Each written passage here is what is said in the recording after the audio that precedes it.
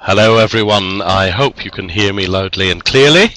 My name is Paul Elliott. I think I know some of you looking down the list of names that I have there. So let's go. Anyway, here I sit in West London and I hope you're all sitting comfortably with a nice cup of tea and ready to go. I'm just going to run through first of all the objectives for today and what we think we're about to embark on. We're going to look, this is an event about marking controlled assessments writing for GCSE German. And mostly today we're going to be looking at scripts through the various grade levels and looking at understanding and applying the marking criteria. You will have a chance to mark these yourself before I tell you what the marks are, and you'll be able to compare with other colleagues online what it is that we're looking at. Towards the end of the session, in the last sort of half hour, we're going to look at controlled assessment tasks, and we're going to give you a go at writing one of your own. So that's the general objectives. I hope if you look at the next screen here, you will, by the end of today, be able to do the following things.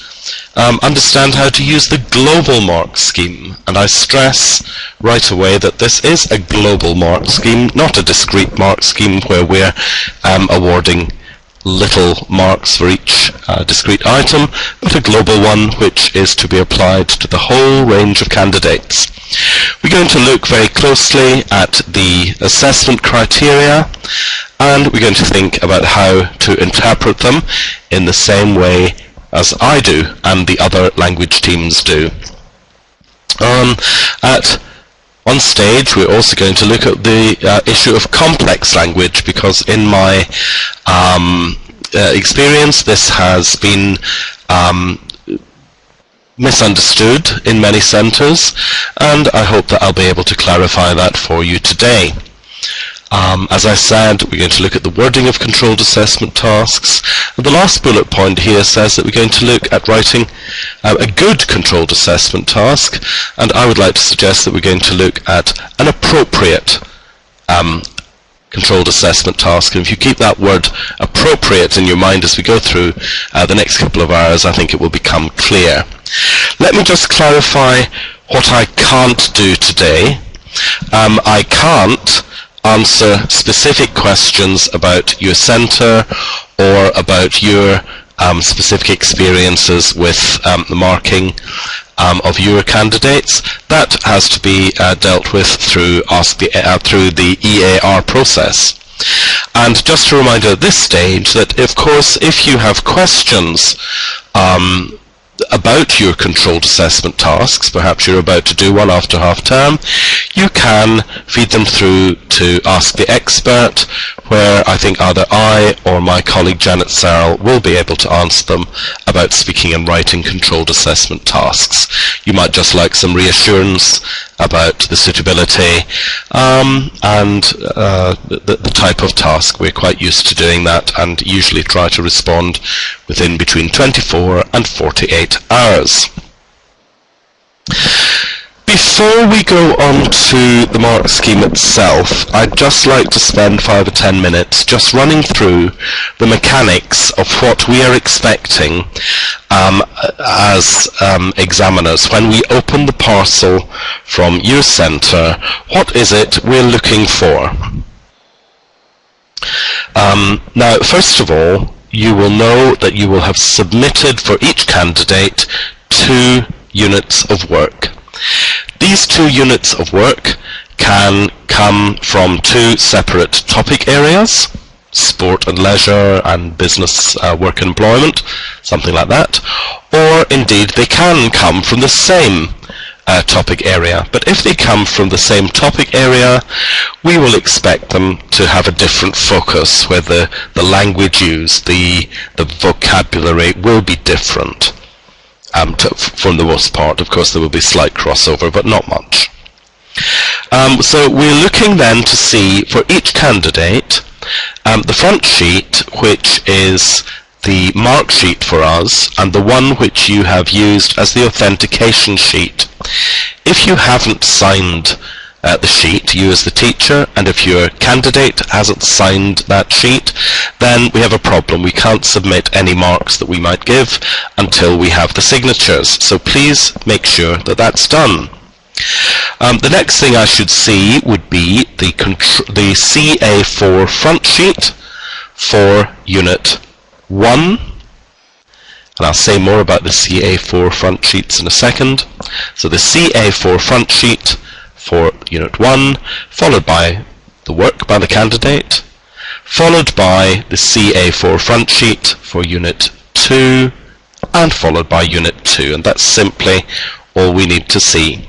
I have a heartfelt plea from all examiners that we would love each candidate's work to be stapled together securely or treasury tagged, excuse the verb, rather than put in a plastic envelope, because if you can imagine a centre of 70 candidates, it takes us a long time to get the plastic envelopes out, to get the material out of the plastic envelopes and back in. So just a staple or a treasury tag is fine. Now let me say something about the CA4 front sheet first of all. The CA4 front sheet is something that the candidate can use during the controlled assessment writing task, and it should have on it, or they are allowed to have on it, up to 30 words of German and up to 5 pictures. The pictures are easiest to deal with. A picture is a set of drawings or a drawing within a bubble or a box, and that's simple as that. The 30 words are, in the spirit of the specification, should be 30 individual German words, which the candidate then doesn't have to look up. Ideally, individual words not linked, but they are allowed to use short phrases. Short phrases are absolutely fine. Meiner Meinung nach, letztes Wochenende, etc. The words can also be conjugated verbs, so they can write habe gespielt, for example, werde machen, no problem there at all. Although it doesn't specifically say so in the specification, they can write full sentences, but I would advise you in your centre to discourage them from doing this. There's not a lot to be gained. What they do gain by writing the 30 words is the possibility of having at hand good German words, good vocabulary, which can be credited as such when we come to that part of the mark scheme. Thank you. I'm assuming that we're all fine. Let me say something now about the word count, because again, in the last 2 face-to-face meetings that I've had, the word count, people have had questions about that, and I'll try to clarify. We are looking for, ideally, 2 separate units of about 200 words each. That will allow your candidates to access the full mark range. First thing to say is, what does 200 words mean? Well, across all languages, we apply these rules. 200 words actually means 180 words plus. In other words, if they've only written 181 words for a unit, that will still allow them to access the whole range of marks.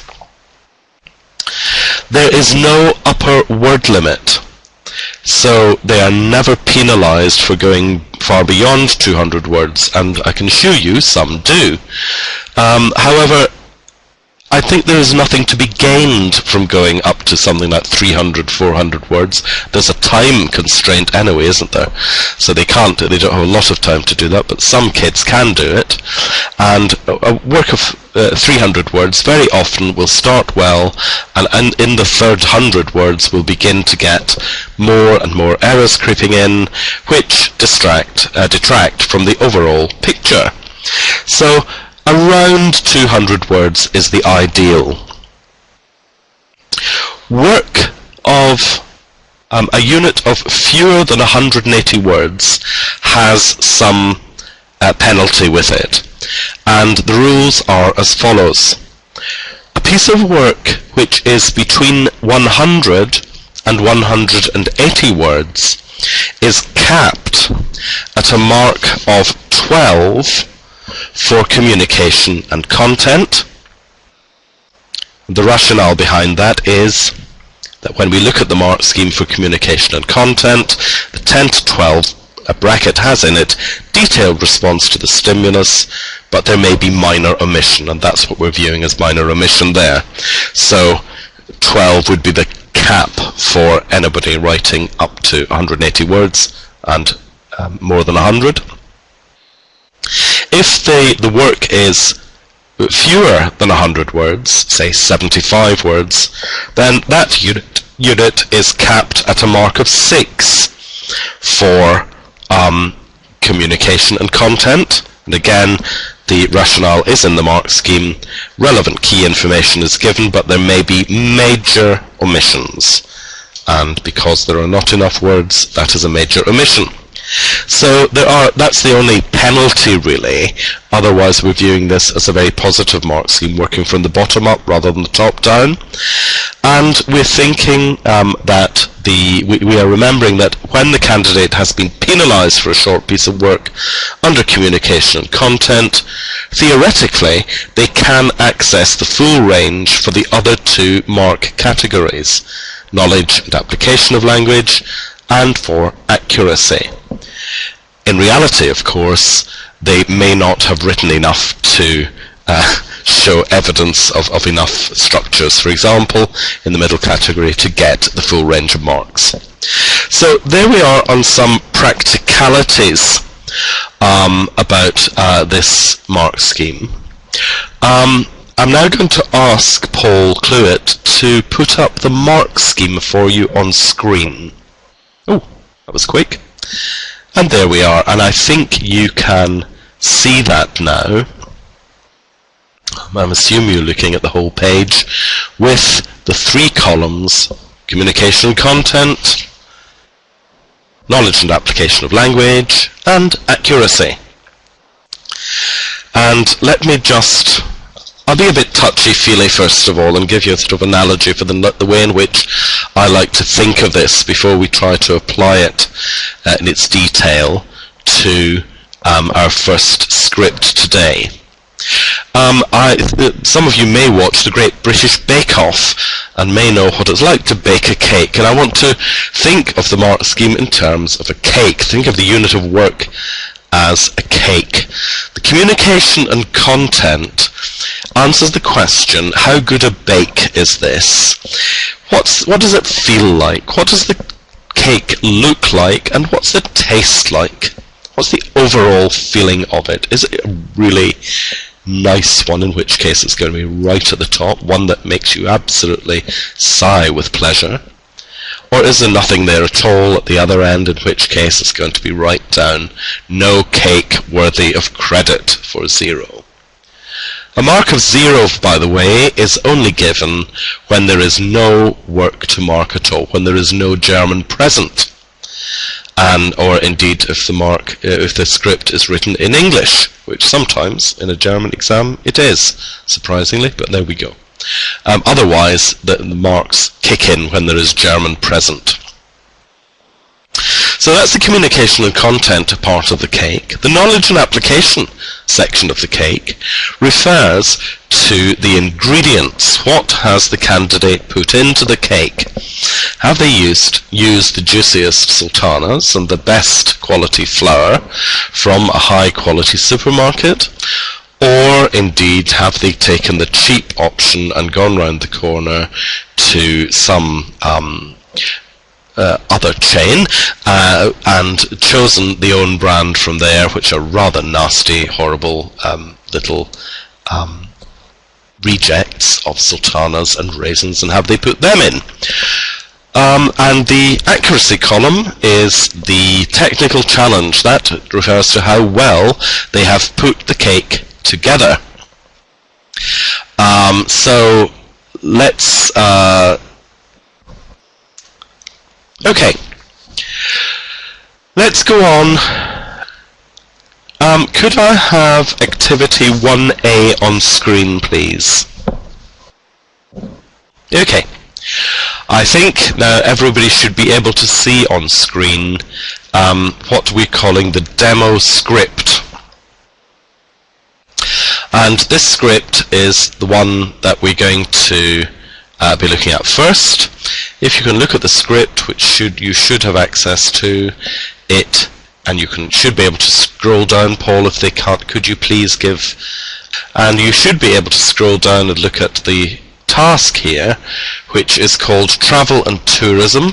I'm just reading through it, this part of it. I won't read the whole thing. German student is staying at your house or flat during a school exchange. Imagine you are the German teenager and write a letter to your friend about the place you are staying. You could include information on the following points. Now, just an important point there that I think many of you will be aware of, that modal verb you could include is vital here, because it means if the candidate doesn't address all these bullet points, then it doesn't matter. The bullet points are only suggestions. If you as a teacher write in that task you must include, then the examiner will have to penalize the candidate if bullet points are omitted. So my suggestion for you all is to keep writing you could include, or you might like to mention, but don't make the bullet points obligatory. So what they're asked to do here is describe the flat or the house they're staying in, what you like and dislike about it, the area and your opinion on the facilities, a typical day with your exchange family, and what you have done so far with your exchange family, what your plans are for your last few days before you run home. And that's quite straightforward, nice task on this topic of travel and tourism. If you scroll down to the next page of that, I don't think it's come out on screen very clearly at all, and in fact it didn't in real life, but you can take it from me that the candidate had written 5 jolly pictures and had written some short phrases and up to 30 words. That was all fine. What I'd like you to do is to read through the answer and have a look. You should also be able to see in a moment the you should also be able to see in a second, or if you can't already, the polls on the right hand side. One for the first one, which is about communication and content, and we're asking you here to, when you've read through the script, just to choose under the 3 categories here the category that you think describes this best. For example, you will see relevant response. Is this detailed and fully relevant? Detailed, possibly minor omissions, relevant info, etc. And there are 3 categories here: relevant response, narration, and ambiguity and coherence. So if you could please read through the script now, and when you're ready, click your answer. As you're doing that, Michelle Ward has asked if you write could, and they only cover one of your suggestions, can it still be detailed? The answer is yes, it can, because it is the candidate's detailed. It means we're not prescribing the detail. So I'm going to give you between 3 to 5 minutes to read through that script and to... Thank you. And I think you can now see that we have some discrepancies about what we think about the script. So let's talk a little bit about the communication and content in this answer. I think if you had been ticking the top box for each of these saying it was detailed and fully relevant, that it narrates, describes, expresses opinions, and expands, and that there is no ambiguity, and it is coherent, then we would be looking at a mark of 13 to 15. And for this script, that would be unrealistic. It is not a script which gets into that top box. It's not one which is coherent and pleasant to read. It could be, as many of you feel, I can see, pedestrian. It is quite stock stuff. The vocabulary is not terribly ambitious. There are things here which are symptomatic or characteristic of the 10 to 12 box. But the issue, which I'm afraid doesn't do it any favours at all, is the issue of ambiguity. And some of you have picked up on that there are some lapses and some ambiguity. It's generally comprehensible, but I'd like to point out 2 or 3 sections. Towards the bottom of the first page, the candidate has written, Der Dorf ist ziemlich klein und hat Kleines für junge Leute. Now, that doesn't actually make sense, hat Kleines für junge Leute. With a very, very friendly hat on, I can understand it, but I don't. It is ambiguous. On the second page, unfortunately, the candidate has also written, Ich habe Geschäfte für meine Familien gekauft. That is certainly not what is meant, and that is ambitious. That is ambiguous. And towards the very end, there's a rather disastrous sentence where we lose the plot completely. Bevor komme ich ins Berlin gehen, ich möchte werden auf Tate Modern gehen. And that actually doesn't make sense. It's complete ambiguity.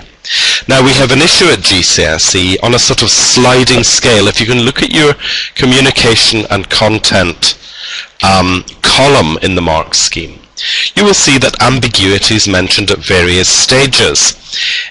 In the 13 to 15 bracket, it says clearly in the third point down, communicates with no ambiguity, and therefore that piece cannot be placed in the 13 to 15 bracket. We identify ambiguity. Curiously, the word ambiguity is not mentioned in the 10 to 12 band. However, the third point down on this band says, generally communicates clearly with some lapses. And we have to see ambiguity and lapses really as the same thing on a sliding scale. When does a lapse just become a slip, and when does it really become ambiguity? Well, I'm afraid I feel with this script, the 3 points that I've highlighted there are clear ambiguity. And we have to go to the next box down where it says most of the, the fourth point down here, it is comprehensible overall. That is correct. With some lapses, yes. Sometimes leading to ambiguity, yes. Especially if more ambitious language is attempted. And that is exactly right, because that does describe the before clause, the before sentence, with all these funny verbs in the wrong place in the last paragraph. So I'm afraid the 7 to 9 box describes this exactly. However, I did say that it had some feel of the 10 to 12 box, and for that reason, this script is given for that category, communication content, a mark of 9. It's 9 looking upwards to 10. Now, Dot Buckley has asked, does this, I say rule, I use the word rule loosely, apply even if there's only one example of ambiguity? And that dot would depend on how much of an ambiguity it was. It's that sliding scale between ambiguity and lapse, but by and large, with ambiguity there, we're going to be looking around that 9, perhaps 10, if it's really a good script otherwise. But there's more than one there, and it's certainly a mark of 9. Okay. So there we have the first column dealt with. We've given a mark for communication and content. The other aspect of that script which I didn't point out is, of course, that it tends occasionally to border on the dangerous area of lists, and it's a bit listy, which also justifies the mark of 9. I'd like to move on to the next poll. You should be getting on your screen now a sort of 2 aspect thing where it says knowledge and application of language, with various things to think about, and accuracy. So could you think about having a read through the script again, and this time vote on these 2. Okay. Could you, Paul, please publish the results for this last poll? There are 1 or 2 questions that people are asking that I'm going to answer in a second. Thank you. Before I look at the results of that poll, Karen C is asking, Karen is clearly worried about the 9 rather than the script for communication gaining 9 rather than being a higher mark of 10 to 12, and has asked the question, so if a candidate does not reach all the criteria in the box, then they can only achieve the one below. That is not, that's a rather convoluted rule that you're creating there, Ken. It's not what I've said. We're looking in marking these scripts for the best fit. And the best fit, believe you me, for the communication and content for that script is 7 to 9, and it is awarded 9 rather than 7 and 8 because it is looking up towards the 10 to 12 box. But because of the ambiguity, it does not reach the 10 to 12 box because these are more than just lapses. I hope that's clear now. Now, I'm terribly sorry, I've forgotten who it was who asked, aren't we trying to mark positively, and this seems to be punitive. That wasn't what you said, but that's what you mean. No, of course we're marking positively, but we have to, in this, where the candidate is producing work, this is not, this is a productive skill, it's not a receptive skill.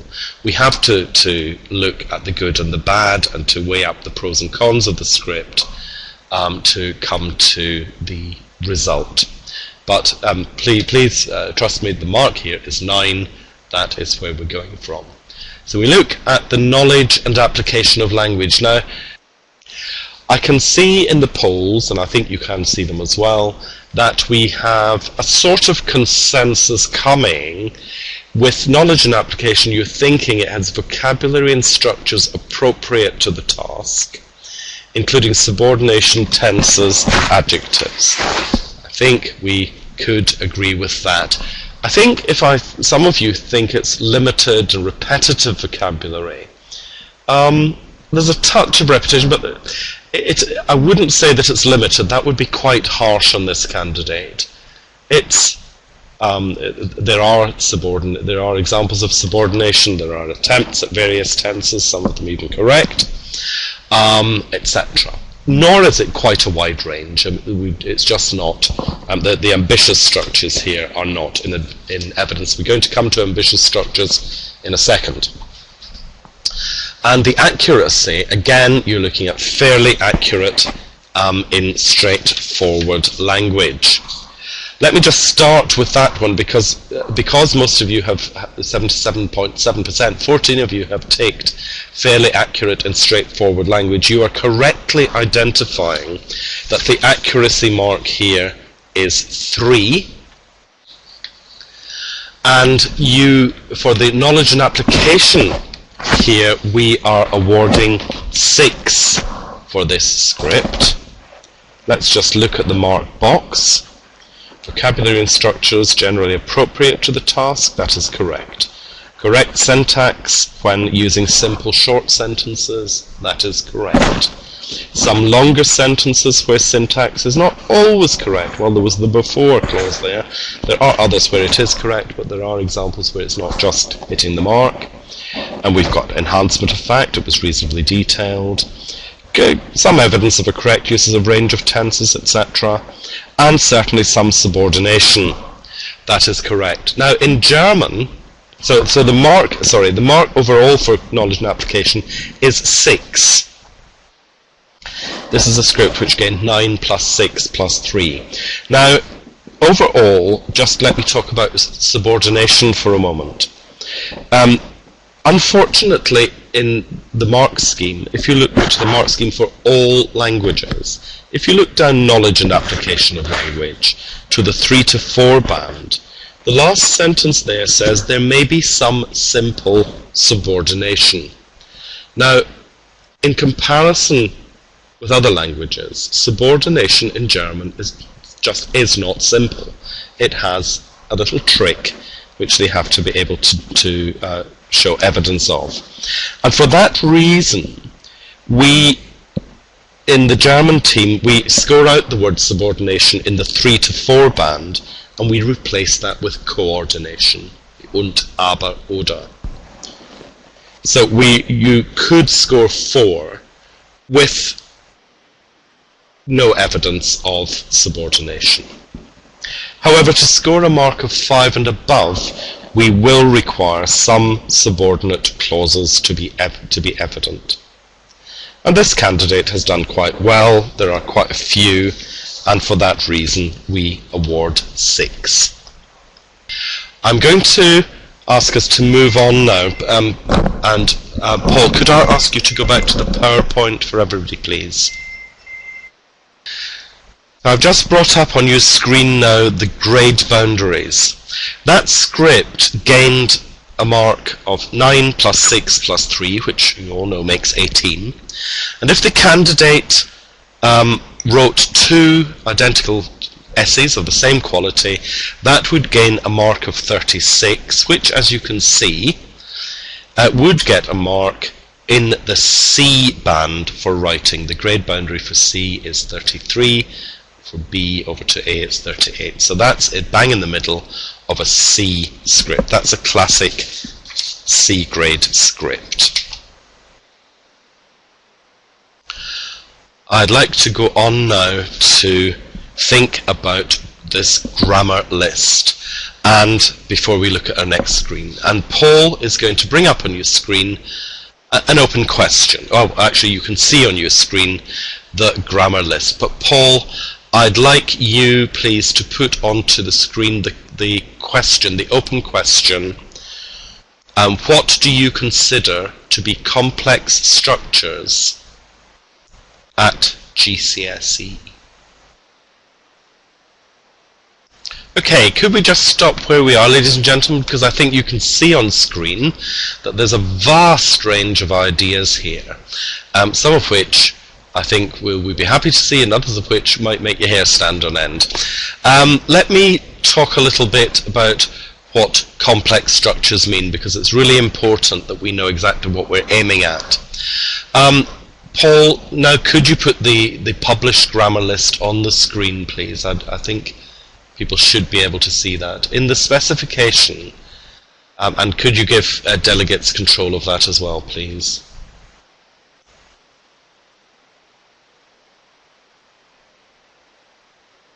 If we scroll down to the very last page of that, we'll see that we have German higher tier. It says on that page, 3 or 4 lines down, all grammar and structures listed from foundation tier, as well as the following. The first thing it says is German weak nouns. Now, I think if I saw confident and independent use of weak nouns in a GCSE essay, I'd be quite pretty impressed. And indeed, some of the other things that you've typed into the box, particularly the passive voice. I don't expect to see the passive. I don't expect to see some of the other things there in conditional mood. Well, subjunctive, certainly for indirect speech, I wouldn't expect to see. I might expect to see Konjunktiv 2 with wenn ich mehr Zeit hätte. But let me give you a description of what it is that we are looking for in the ambitious structures. You may like to write these down as we go through, because this might help you to have some focus when you're dealing with your candidates. The first thing that we look at is variety of verbs. Now, many weaker essays simply have in them es gibt, es war, ich habe, hat, something like that, and don't vary from that at all. That's not enough. We're looking for variety of verbs. Within the verb structures, we're looking for modal verbs, and one of you, and I can't remember who it was, asked about various tenses of modal verbs. Yes, I would expect there to be present tense, ich muss, and preterite, ich musste, or evidence of other verbs in that sort of style. So, present and past of modal verbs, not necessarily the perfect tense, which of course has other complications. So that's the first thing, verbs. The second thing is tenses. How many tenses do we need? The rule is as follows. We look for 2 time frames, a minimum of 2 time frames within each unit. So that might be present and future, or past and future, something like that. Some centres are still absolutely firmly rooted in the days of coursework when we were looking for past, present and future. We're not looking for that anymore. We're just looking for these 2 time frames. They can include more if they wish. That's fine. We say 2 time frames, of course, because in German and other languages you can express the future by means of the present tense with a future indicator, like nächste Woche fahre ich nach Deutschland. Candidates have to cover all 3 time frames across the 2 units, and the answer is no. They have to cover within 1 unit 2 time frames. That's simply that. So there we have verbs, tenses. And then we're looking for, next thing on the list, is syntax. And when I say syntax, I mean word order. And when I say word order, I mean varied word order. Sarah has asked if you can still get an A star with 2 time frames. The answer is yes. There would have to be a lot of other stuff there, of course. We're not only looking at tenses. So, we're looking at a variety of syntax. In particular, I'm looking for evidence of, in German, subordination, coordination, and inversion. Inversion is clear. Verb second in a sentence. Some people would say you can't attempt inversion without getting it correct, but of course we know as German teachers that candidates can attempt inversion and get it very wrong, where everything goes all over the place. The coordination is clear. Do they know how to use und in the middle of a sentence to join 2 main clauses? For subordination, we're looking for a fair smattering of subordinate clauses. Now, we're looking for these both second in the sentence and first in the sentence. So somebody has written then at the beginning of a sentence, that sort of idea. That helps to vary the structure. There is a sort of list in my head of subordinating conjunctions, which are the most common and which I would expect to see some of in an essay.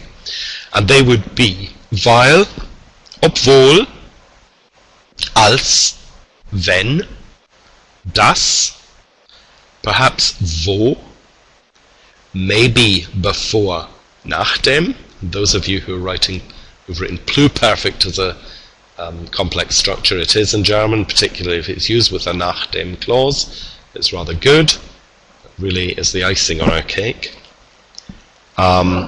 Some candidates use damit, sobald, etc., and get into the giddy heights of more sophisticated things like that. We're also looking for evidence. I'm going down my list of complex structures. Infinitive clauses, and some of you have correctly said umzu clauses. That's the most basic type really that we see. But that might also be an ohne zu clause. There might also be infinitive clauses after a structure like ich hoffe, ich habe beschlossen, ich habe die Absicht, ich habe vor, etc. So infinitive clauses are another good way of including complex structures. And last but not least on my list is a sound sense of case and gender. In language which has been manipulated by candidates, Dot, I'm coming on to your question now, language which is manipulated, then we need to have a sound sense. They need to be able to show that they have understood the rules. So there we are. Now, LOD has asked about complex structures referring to Zeit plus the imperfect. Should that actually say Zeit plus the present? I'm assuming, I think if I remember, Zeit plus the present. Ich wohne seit 2 Jahren in Deutschland is of course a foundation level structure, whereas ich wohnte damals seit 4 Jahren in Deutschland. I had been living, same as it is in French. So with depuis. So that's not a prescriptive. None of these things are prescriptive. We're looking for a fair smattering. I hope that's clear. Just to go back to the issue of the manipulation of language, and Dot asked, what does that actually mean in the 7 to 8 band? What we're not looking for at GCSE is work copied out of the textbook or from the teacher. We're looking for evidence that the candidate has managed to take the material that has been taught and to structure it in a more sophisticated, personal way. That's what we're looking for. Dot is typing. I'll just take a quick. We're rather short of time, so I'm going to move on after this, what Dot has typed.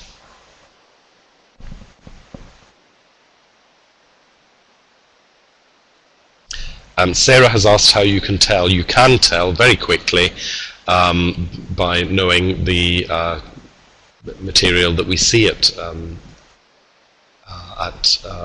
GCSE, by seeing what comes up. It really does become clear. Okay, Paul, could I ask you to clear all that now, please, and to go back to the PowerPoint.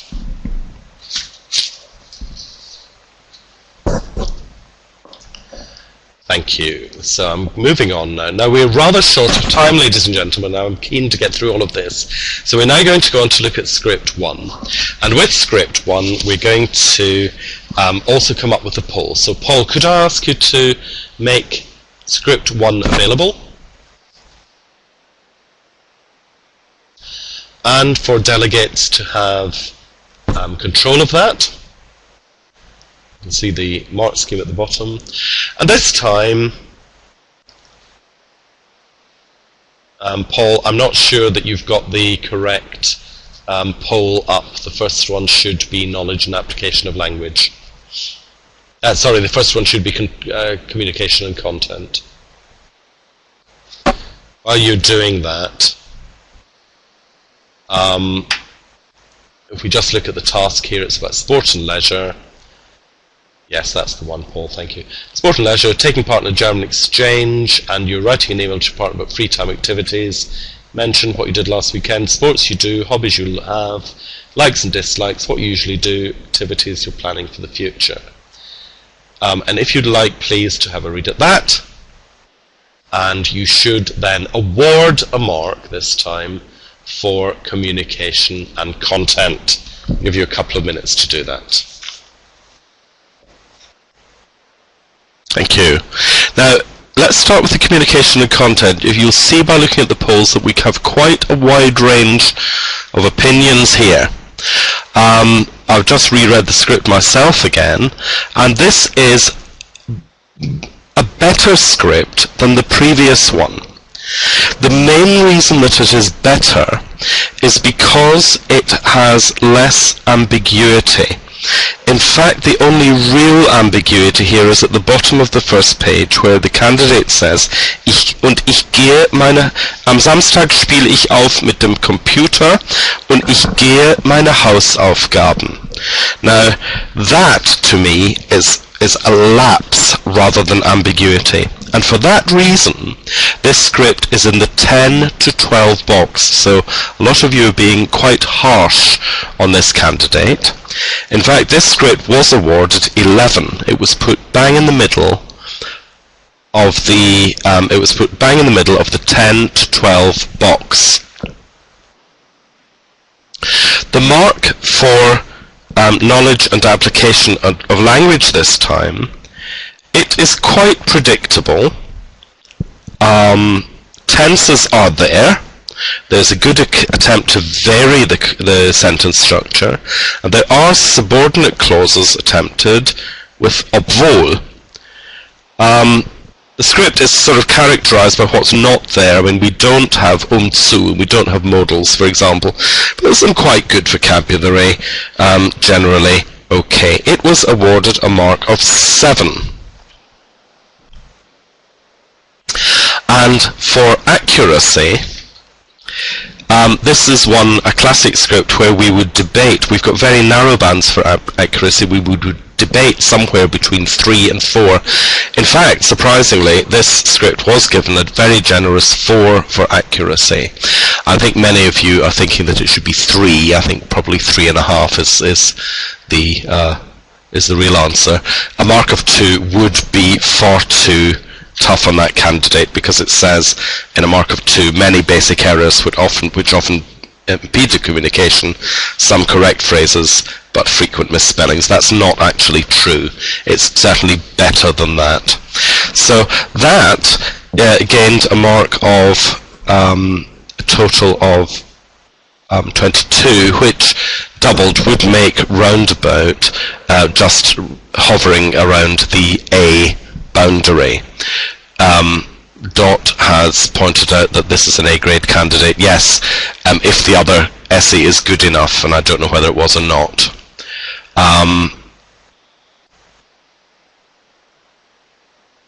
Karen C is saying we would be surprised that this candidate has been marked in the same box for communication content as the last candidate.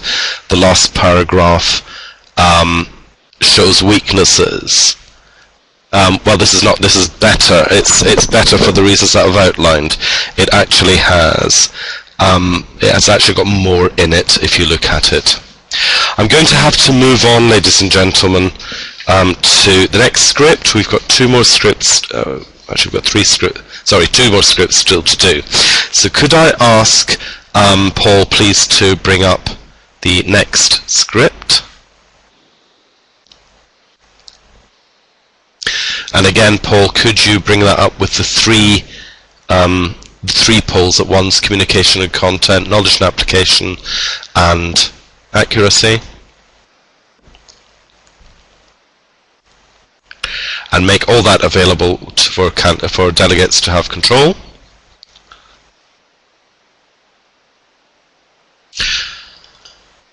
Paul, could I please ask you to publish the results? And while you're doing that, Wendy is asking a question: what happens when an examiner sees overuse of CA4 sheet? Is marking adjusted? Wendy, that would only become an issue if we felt that the CA4 sheet showed evidence of what we'd call cheating. We would then mark the script as normal and send the work off to the compliance department to make the final decision. We wouldn't make a decision and adjust the marking. Okay, shall we look at this script then, please? I think by the looks of it in communication and content, most of you have identified correctly that this is quite a good script. It's not by any means of the imagination a brilliant script, but it is one which does gain access to the top mark band. It is largely coherent and pleasant to read. Yeah. It is, despite the errors, it does read well, and particularly it links well. It makes a more interesting read. For example, in the demo script, the vocab is more ambitious. We've got things like Esel, Wüste, Aussicht, Klimaanlage, Kamin. These are unusual words to read at GCSE. And there's a sense here that the candidate is really trying to communicate genuine details. It's not a wholly satisfying read, I know that. There are some awkward corners grammatically. But this was did gain access to that top band, and it was awarded, as many of you have thought, it was awarded a mark of 13. Helen has said, don't you think there are too many ambiguous areas to warrant the top box? Well, no, I don't. Is the quick answer to that. I don't think anything is genuinely ambiguous there. Helen, if you can type in one example of what you think an ambiguity is, then I'll address that issue. But there's nothing, as far as I can say, that is really ambiguous. There might be little awkward corners, which is why it's 13 rather than 12. Das Hotel so heißt für tun alles gemacht. No, yes, these are not. These are verging on lapses in my book rather than ambiguity. So it's a mark of 13. Let's look at the knowledge and application, and here again, this was a varied script. That we have quite varied things written there. We have evidence of subordination, which is more than just the token vowel. We've got infinitive clauses, we've got modal verbs, etc., etc. And the mark of 8 that 7 of you have chosen is the mark that was awarded for that. And similarly, the majority of you, 11 of you, have spotted that this was a better script in terms of accuracy, and it gained 4 rather than 3 or 5. So that is a script which gained 25 marks for that essay, 13, 18, 4. 25 plus 25 would make 50, which is just into the A-star band. It's not a brilliant A-star, but it does actually access that. Now, ladies and gentlemen, we are, I'm afraid, in the last 15 minutes of our time, so I'm going to move on to the next and last script that we're looking at. Paul, could I ask you please to bring that up on screen with the polls.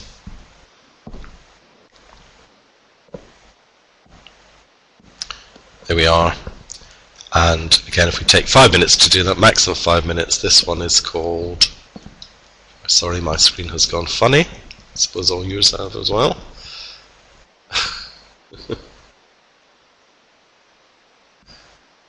This is one which is actually doesn't have a stimulus task, and that's absolutely okay. It's just got a title.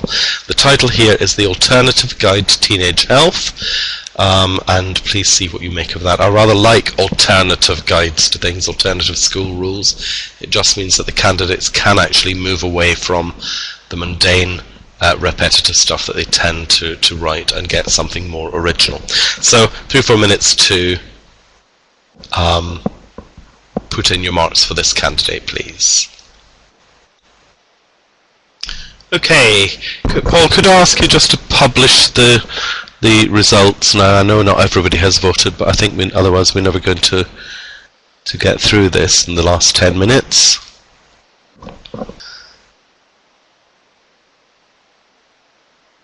Okay, now we have quite a wide range of opinions on what the communication mark should be here. So let me just go through the mark that was awarded. This is a spirited response, isn't it, to the script. This candidate has responded quite well to the challenge of producing this alternative guide, and it's even quite witty. We don't look for wit, but there is quite a fun element to it. However, what's being written is really probably just beyond the capabilities of this candidate. There is ambiguity, there is lack of clarity. But nevertheless, we do understand quite a lot, and for that reason, it stays in the 7 to 9 band. That's the one which says, most tasks completed, relevant information conveyed, etc. It goes beyond the minimum response. It expands idea. Comprehensible overall, yes. And it's sort of linked quite well.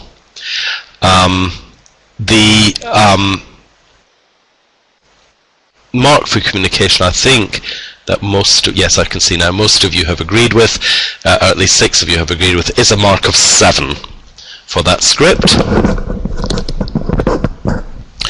The knowledge and application of language, subordination here was limited. There is some, and there's extensive repetition of structures, the imperatives and the use of sollen, which are good in themselves, but when they're repeated all the time, it becomes very limited. For that reason, the mark for knowledge and application is 4. At the accuracy mark here, I think 15 of you correctly identified that would gain 3. I think to give a mark of 2 there would again be unfair. There's an awareness of basic structure, and the language errors don't hinder communication. Now, I'm terribly sorry to have to rush us on quite a lot now, but Paul, could we please go back to the PowerPoint? Thank you. And I'm just going to toggle forward. The last little activity that we have to do is to look at writing tasks. And I'm going to ask Paul to bring up the writing tasks on screen. Before you do that, Paul, let me just read this. I just want you to look at the 3 tasks that we're asking you to look at and to decide, is this a good task and why? And Paul, if I could ask you to bring up also an open type-in screen, please, as well. Then we can perhaps type in ideas as we go ahead. So if Paul can do that. Thank you. And everybody should know, could you give delegates access to that? And look at the 3 tasks there. I'll give you a couple of minutes to do that, to glance through them quickly. And could we have a screen which, oh, it's actually there. If you would type into the screen 7.1, 7.2 and 7.3. Why is it a good task? What are the good points of it? How could it be improved? Ladies and gentlemen, we are coming to the last 5 minutes of our time, and I can see that you're all seeing the obvious things in these tasks. And I'd just like to say one thing about, just for you to take away about sample control, the assessment writing.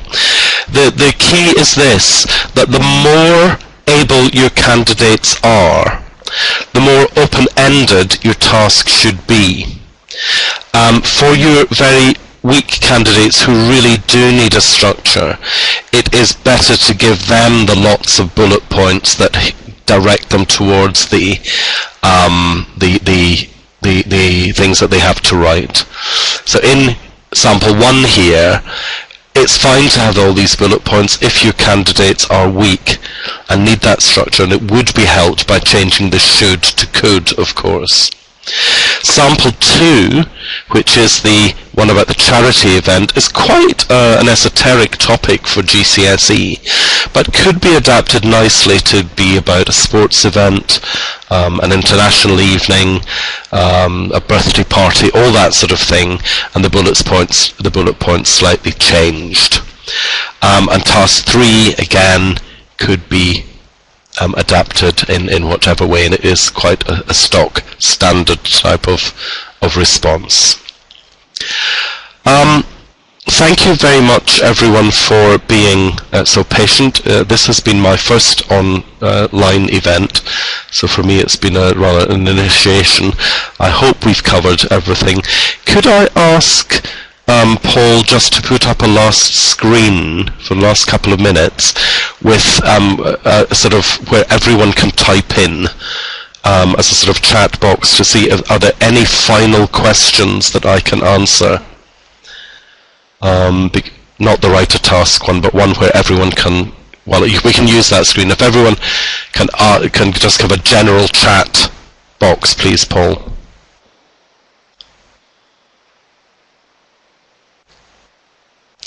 Karen C is asking a question: when setting tasks, are we not limited to 70 words? The answer to that is that rule is about the length of the stimulus material for the speaking task. Thank you, Karen, for kind words. Dot is asking, how original do students have to be in order to hit the top band for communication and content? We need to have a feel that they have got away from textbook German. That's a very crude way of saying when you've taught them the material, they need then to have had some evidence of manipulating it. The biggest hint of that is a sentence that I get sent through where all the scripts are the same. Sarah is asking about how many lower ability candidates take German. Sarah, the answer, I can't give you a number, the answer is quite a lot. I'm going to say thank you very much to everyone, and I'm going to hand over to Paul.